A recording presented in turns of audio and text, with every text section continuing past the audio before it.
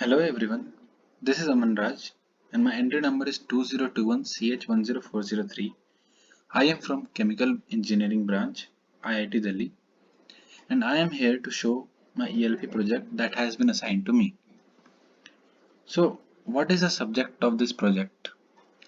The most common thing that we could come across now is a computer or a computer based equipment. But what is a computer? A computer is something that can do calculations on a very large scale in very less amount of time.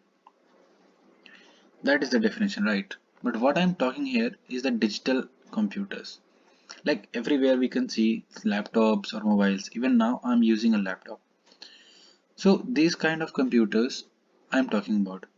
But before this digital world started, analog computers were used to do difficult calculations. So you may ask, what are these analog computers? So analog computers are those computers that doesn't use any binary operations to do calculations. So you may ask, so what do they do?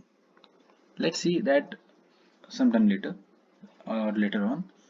Doing difficult calculation without the help of modern computer sounds pretty impossible, right? But it is not as difficult as it may sound. Let's see how.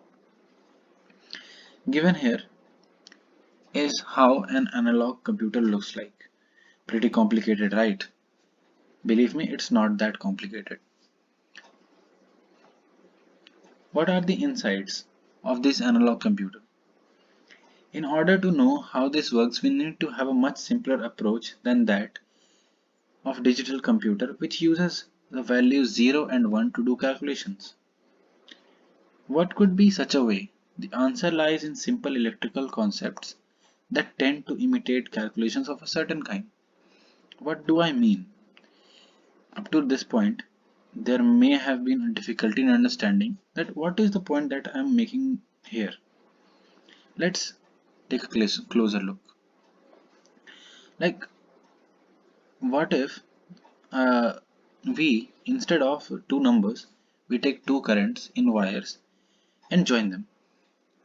The resulting current will be the sum of those two currents. We can obtain this by the help of the Kirchhoff's law that we have studied, or just simply by intuition we can tell that the resulting current will be the sum of these. So here we just did addition without knowing it. You can say that so what we can do just addition. What if we applied a resistance and then measured voltage across it?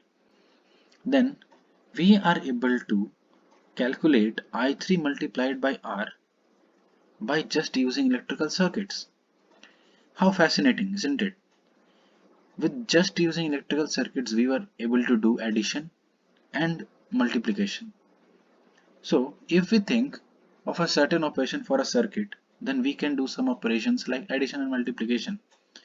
With the help of KCL, we can find addition of two values and also multiplication by measuring voltage across the given resistor.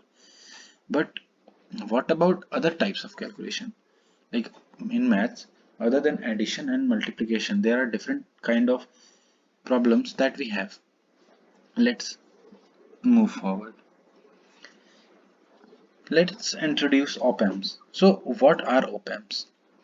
An operational amplifier is an integrated circuit that can amplify weak electric signals. An operational amplifier has two input pins and one output pin. This is the definition. But the integrated circuit has multiple possibilities which help us in doing different kind of things. So what could be those different kind of things? Like if we arrange it in a certain pattern, it may lead to something else. Let's take a look how an op-amp looks like.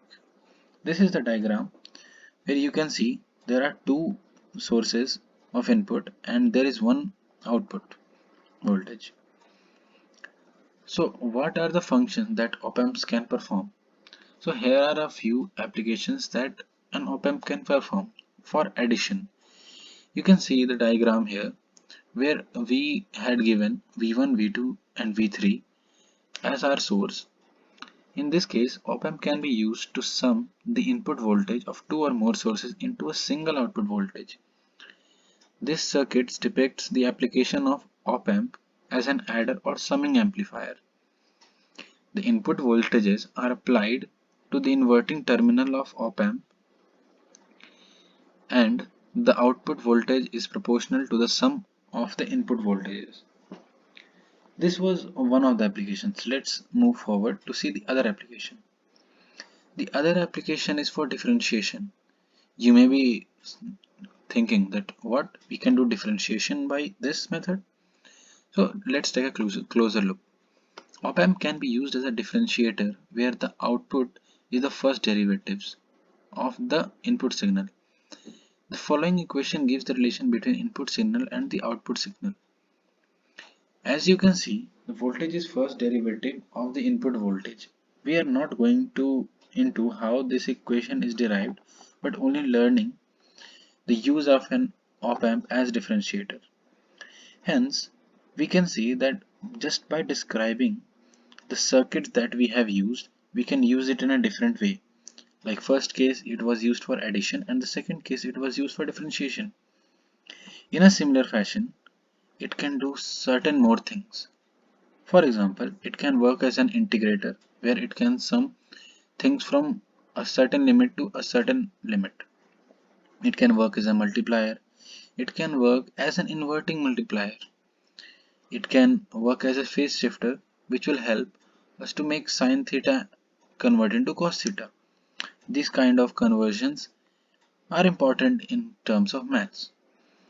And if we adjust them all or manage them all in a single board, as I showed you earlier, we can do certain type of calculations by arranging the wire in that board, and results can be obtained. So what are the pros and cons of this experiment, this device?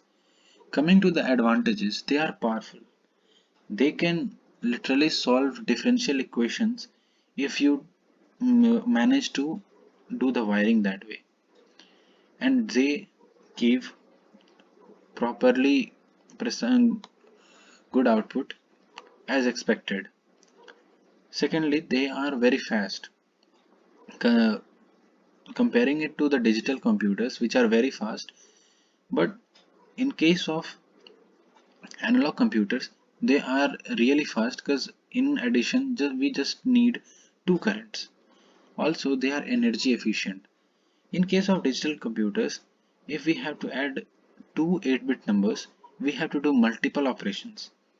But in case of analog computers, it just requires a single step, and it is relatively consuming very less energy compared to that of the digital computers. Some disadvantages.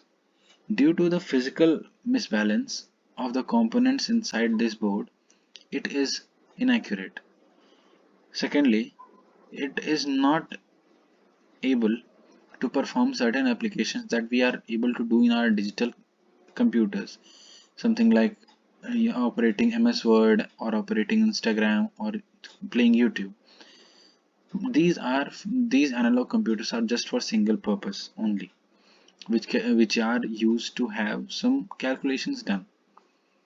So this was my video over analog computers, which I found interesting and described the concepts that were related with the ELP project. Thanks for watching.